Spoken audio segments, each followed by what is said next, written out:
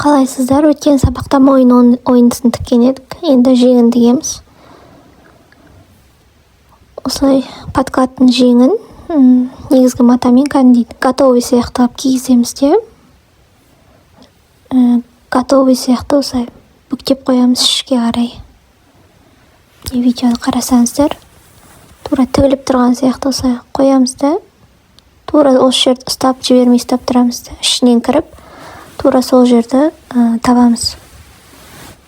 Сол тапқан жерімізден бір-біріне қосып, айналдырып тігіп шығамыз. Ең алдымен астар матадағы жеңді сборкаға жинап аламыз бірінші. Бір-біріне келу үшін, шақ келу үшін. Келесі видеодан көре аласыздар.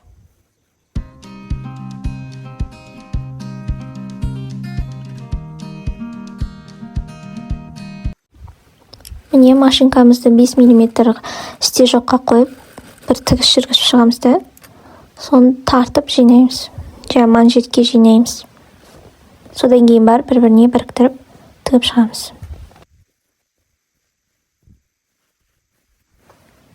Екі тігісті бір-біріне келтіріп алыңыздар бірінші. Сосын қалған жерлерін келтіріп, айналдыра тігіп шығамыз.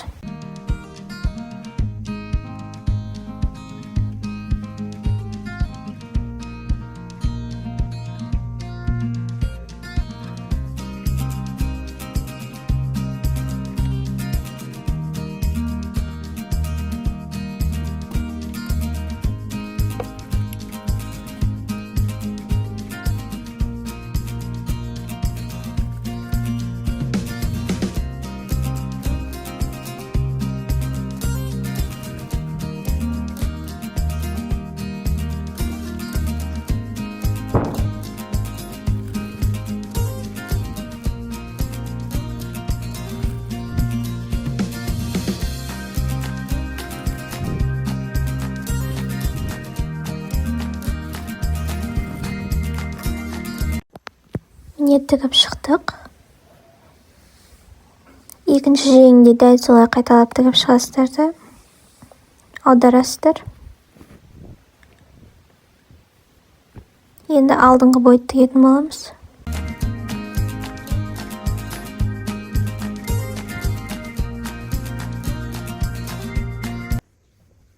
Енді алдыңғы бойымыз міне кнопка тұратын жер. Міне осылай тігілу керек. Демек, астынан бір-біріне осылай 10 беттестіреміз де, аударып 1 сантиметрге тігіп шығамыз.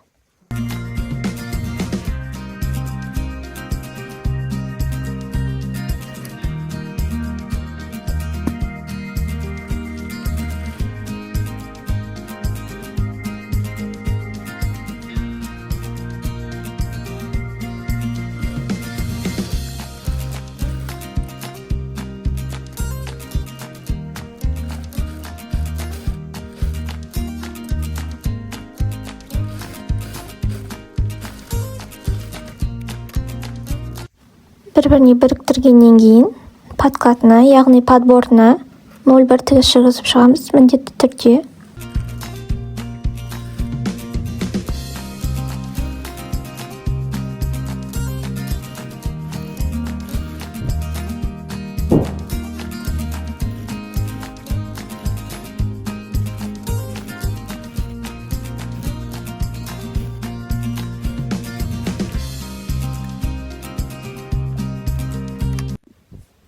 Енді аударып, үтіктеп шығамыз жақсылап. Әрбір тігісті үтіктейміз.